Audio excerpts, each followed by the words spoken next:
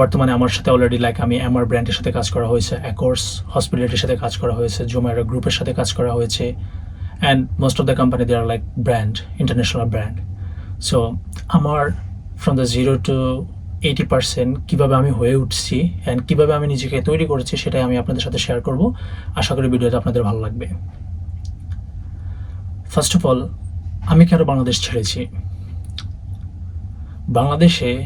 বাংলাদেশ প্রেক্ষাপটে এখনকার বর্তমান সিচুয়েশনে আই ডোন্ট থিঙ্ক সো কোনো অপরচুনিটি আমাদের জন্য আছে। দ্য সেকেন্ড রিজন আমি বাংলাদেশ ছাড়তে হয়েছে কারণ হচ্ছে আমার ফ্যামিলিকে সাপোর্ট দেওয়ার মতো ওই রকম কোনো ক্রেডিবিলিটি ছিল না, যার কারণে আমি আসলে মুভ করতে হয়। দুবাইতে দিনগুলো কেমন ছিল? সত্যি কথা বলতে দুবাইতে আসলে দিনগুলো অনেক কষ্টকর ছিল। যখন আমরা শুরু করেছিলাম তখন আমার সাথে 2টা ফ্রেন্ড ছিল যারা আসলে এখন জানি না ওরা আসলে কোথায়। Long time we are not such each other, but যেটা আমরা ফেস করেছিলাম আর কি, ওইটা যখনই আপনি কোনো একটা এজেন্টের মাধ্যমে আসবেন তখন আপনি আসলে অনেকগুলা বিপদের সম্মুখীন হবেন আপনার কাজ নিয়ে, থাকা নিয়ে, খাবার নিয়ে, অ্যান্ড প্লাস আপনার যদি রিলেটিভ যদি না থাকে। তো দিনগুলো ছিল অনেক কষ্টকর, অ্যান্ড কখনো খাওয়ার কষ্ট, কখনো কাজের কষ্ট, সব কিছু মিলাই দিনগুলো আসলে খুবই ব্যতিক্রম ছিল যখন নতুন আসছিলাম 6 মাস। কোঅর্ডিনেটর থেকে ম্যানেজার হয়ে ওঠার গল্প খুবই ইন্টারেস্টিং। এটা সাউন্ড খুবই সিম্পল, বাট এখানে আমার দীর্ঘ 5টা বছর লেগে গেছে। আমি যখন আসি তখন আমি আজমানের শিফট ছিলাম আমার এজেন্টের মাধ্যমে।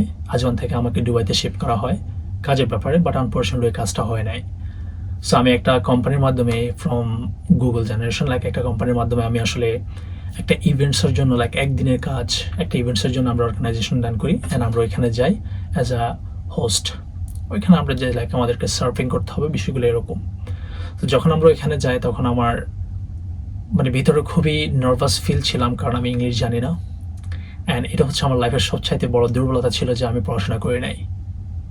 ঠিক আছে, সো যখন আমি ইভেন্টে যাই তখন আমাদের যে প্রসেসগুলো ছিল সেটা হচ্ছে কমিউনিকেশন করা, গেস্ট কী চাই ওগুলো দেওয়া, বাট আনফর্চুনেটলি আমি জানি না ইংলিশ।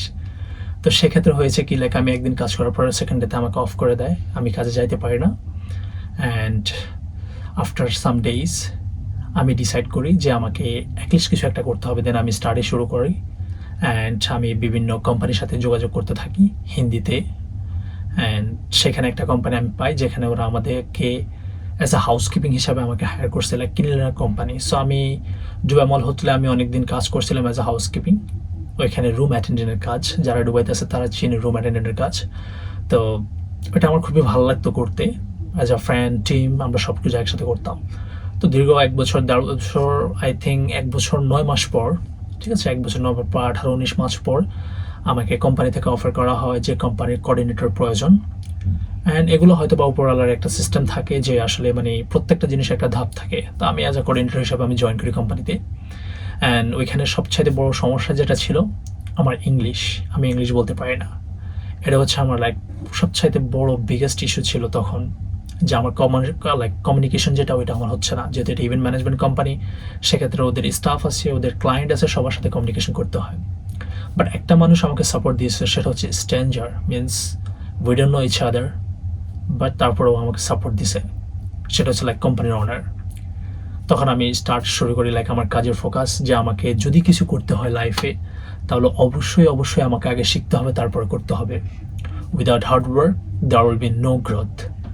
তা আমরা স্টার্ট করি কাজ শুরু করা, অ্যান্ড কাজের সাথে সাথে আমাদের প্রসেসগুলো আস্তে আস্তে ধীরে ধীরে হচ্ছিল। দেন আমরা একটা সময় আমাদের প্রসেস থেকে আমরা একটা সময় যখন আমি দেখতেছি যে আমার সাথে আসলে যে কাজের জন্য আমাকে হায়ার করছিল ওই কাজটা আমি ঠিকভাবে করতে পারতেছি না, কারণ বিকজ কোঅর্ডিনেটর হচ্ছে যে আপনি পুরো স্টাফদের সাথে, ম্যানেজমেন্টের সাথে আপনি কমিউনিকেশন করতে হবে। দেন কোম্পানি ডিসিশন করে, অ্যান্ড কোম্পানি আমাকে সুযোগ করে দেয় ইভেন্ট ম্যানেজমেন্ট কোর্স নেওয়ার জন্য, ডিপ্লোমা কোর্স। শারজাহ ইউনিভার্সিটি থেকে আমি আমার ডিপ্লোমা শুরু করি, অ্যান্ড আমি আমার ডিপ্লোমা কমপ্লিট। এখনও প্রসেস চলতেছে, লাস্ট 4 বছর, এটা টোটাল 5 বছরের কোর্স, লাস্ট 4 বছর আমার এটা কন্টিনিউ চলতেছে। সো যখন আমি এটা শুরু করি তখন আমি দ্য বেস্ট থিংস সেলস সম্পর্কে জানতে পারি। Then according manager, coordinator, sales activities management, সব কিছু ব্যাপারে আসলে আমার আইডিয়া হয়, আমি জানতে পারি, স্টাডি করতে থাকি। একটাই লক্ষ্য ছিল আমার, লাইফে এমন কিছু করতে হবে যেটা অন্য মানুষ করতে তো দূরের কথা, অন্য মানুষ এটা মানে থিঙ্ক করতে পারতেছে না। এরকম কিছু করতে হবে, লাইক হাইকু লেভেলের কিছু করতে হবে আমাকে লাইফে। আমি আমার পড়াশোনা কন্টিনিউ করি, প্লাস আমি আমার কাজটাও কন্টিনিউ করি। অ্যান্ড দেন আমার যখন কমিউনিকেশন স্টেটাস হয়ে যায় ভালোভাবে, লাইক একজন স্টেটাস প্রপার কমিউনিকেশন হয়ে যায়, তখন আমাকে ওরা মুভ করে অ্যাজ আ সেলস ম্যানেজার। যে আমি এখন সেলস ম্যানেজারের জন্য ক্যাপাবল হয়ে গেছি, আমাকে এখন কী করতে হবে, ডাইরেক্টলি বড় বড় ব্র্যান্ডের সাথে কাজ করতে হবে, লাইক কোম্পানিকে রিপ্রেজেন্ট করা, কোম্পানির প্রোফাইল এক্সপ্লেন করা, কোম্পানির যে প্রসেসগুলো, লাইক আমাদের ইউএইতে ওয়ার্ক প্রসেস যেগুলো বলি আমরা, ওই প্রসেসগুলো কীভাবে করতে হয়, each and everything, like I was the one, আমাকে সমস্ত কিছু ম্যানেজ করতে হয়। সো আমি ইনস্ট্যান্ট 6 মান্থ আমার ঝামেলা ছিল, কমিউনিকেশনে প্রসেস বুঝতে ঝামেলা ছিল, but end of the day I achieve it. তখন আমাকে লাইক ওরা অ্যাজ আ অপারেশন ম্যানেজার হিসাবে প্রমোট করে, যখন আমি অলমোস্ট 70-80,000 লাইক ডিল ক্লোজ করা ধরছি, লাইক ইন আ মান্থ। প্রত্যেকটা মাসে আমরা 70-80,000 লাইক রেভিনিউ মিনস প্রফিট আমরা কোম্পানিকে জেনারেট করে দিতাম। অ্যান্ড আমার 6 স্টাফ, লাইক আমাদের 6 জন মেম্বার ছিল অফিসের, যারা আমরা পুরো কোম্পানি ম্যানেজমেন্ট করতাম। সো ওদেরকেও আমি ম্যানেজিং করা স্টার্ট করেছিলাম। অ্যান্ড সেটা হচ্ছে লাইক আমার one of the biggest achievement, যে আমি বাংলাদেশ থেকে যখন আসি তখন আমার জিরো নলেজ ছিল, জিরো এক্সপিরিয়েন্স ছিল, কাজের অ্যামাউন্ট জিরো ছিল, যে আমি যে কাজ যে করবো এটার রেভিনিউ অলসো জিরো ছিল। বাট যখন আমি স্ট্রাগল করা শুরু করছি, যখন আমি স্টাডি করছি, স্ট্রাগলও করছি সাথে সাথে, তখন life has been change. Now I become like as a sales operation manager and executive manager, even I can work also like as a business developer as well, যে আমি বিজনেস ডেভেলপার, লাইক বিজনেসগুলোকে উন্নত করার জন্য আমি আসলে কাজ করি। And সেটা হোক online, offline, physical, all the things I can do. And সেটা একমাত্র সম্ভব হয়েছে লাইক আমার স্ট্রাগল অ্যান্ড আমার হার্ডওয়ার্কিং। সো ভিডিওগুলা আমি শেয়ার করতেছি এই কারণে যে আপনারা যারা এখনও আসেন নাই, তারা অবশ্যই এই বিষয়গুলো আপনার নলেজে রাখবেন, যে আসার পরে কি হতে পারে, আসার পরে কি কি প্রসেসগুলো হতে পারে, কি আপনাদেরকে শিখে আসা প্রয়োজন।